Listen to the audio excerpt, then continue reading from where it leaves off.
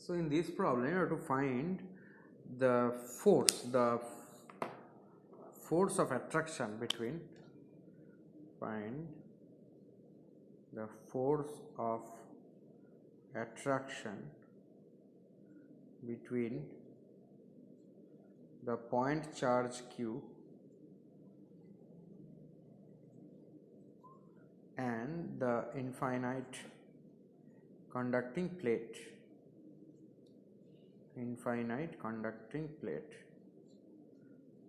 Okay, now the charge q is at a distance r from the plate.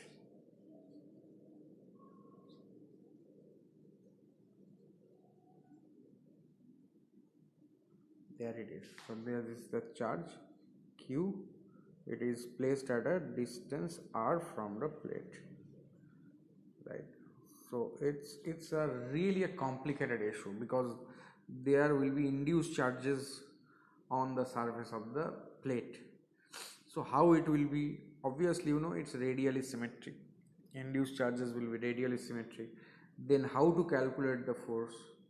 So you have to apply integration for that. So there is a simple way of solving it using the uniqueness theorem. So I will not discuss uniqueness theorem, the proof here, but I will discuss the method that is known as the image method. In this method, you see, there will be lines of force. There will be the electric lines of force between the charge q and this conducting plate. Obviously there will be negative charges appearing on the surface of the plate, and the lines of force from q will be like this, right? So it will generate and be perpendicular, right? It will be perpendicular like this. Because why perpendicular? Because it's conductor and the lines of force and the conductor surface is equipotential, hence the electric line of force should be perpendicular to this conductor surface at this location. When it just cuts the surface, it is cutting at an angle 90 degree with the surface. This is the surface and this field lines is perpendicular to the surface. So there are more these field lines like this, right? Now you can consider a situation in which else situation you will have this perpendicular field lines like this. Now you can think of a situation where suppose there were a charge minus q here. If there were a charge minus q here, and suppose this plate is not there, suppose there is no plate and there is only this charge q and charge minus q at a distance 2r from each other. So that is the distance 2r, right? See, if you see is like this, right? 2 plus and minus charges. Obviously this will be the field, this will be the field lines. So it's like the field between the dipoles, right? Okay, so there will be these lines of force as well. If you had this charge, then you would have had these lines of force would have continued to minus q also, right? Okay, now see, if suppose you have this plus q and minus q only, so this surface at a perpendicular bisector will be equipotential. This will be equipotential, obviously, because the field lines cut it at 90 degree. So here you have charge q and minus q, and these are the lines of force. Now question is that you have to find force on this charge q, right, due to this plate.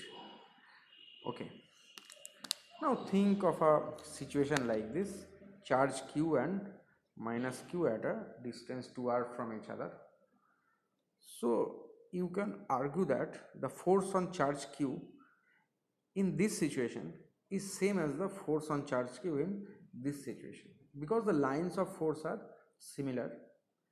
And to say that the charge q doesn't know whether these lines of force are due to this plate or due to this point charge minus q. So the force experienced by this charge q here in this case is same as the force experienced by charge q in this case, or as if you don't have this plate at all.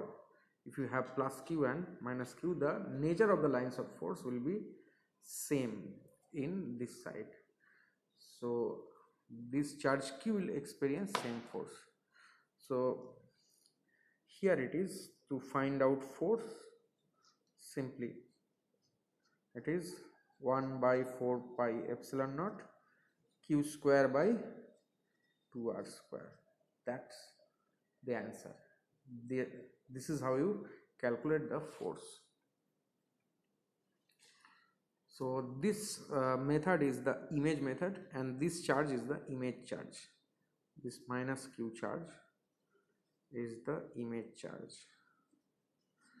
And you can also find out the distribution of charge on the plate, how the charges, the surface charge density varies the plate.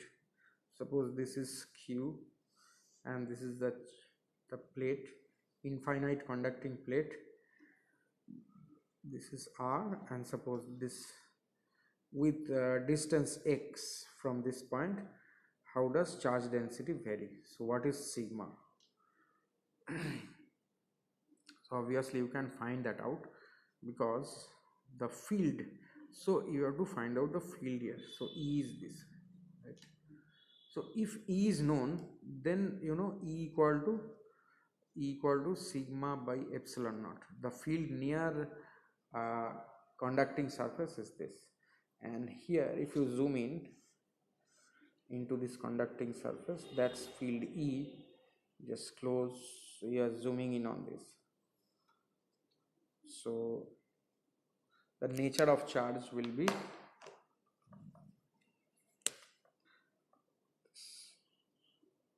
consider this Gaussian surface. Obviously flux lines of force are going in, so the nature of the charge will be negative. So get prepared to get sigma as negative. Okay, so what is E?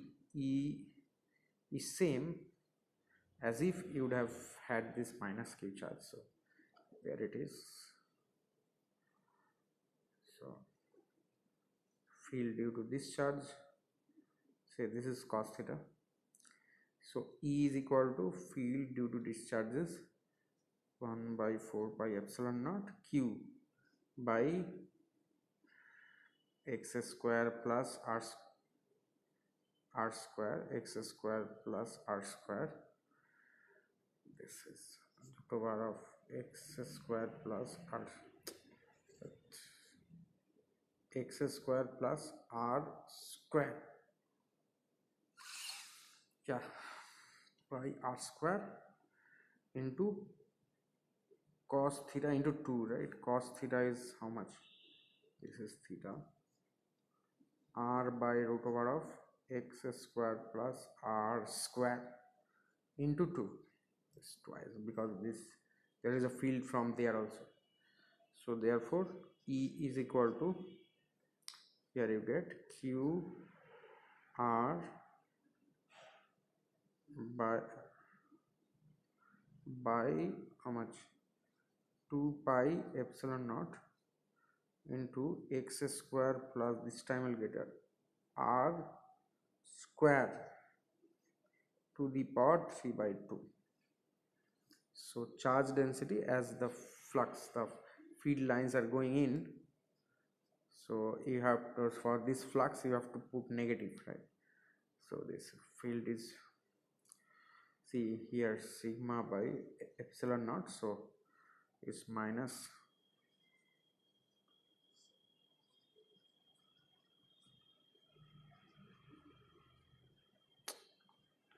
r square to the power 3 by 2 times epsilon naught.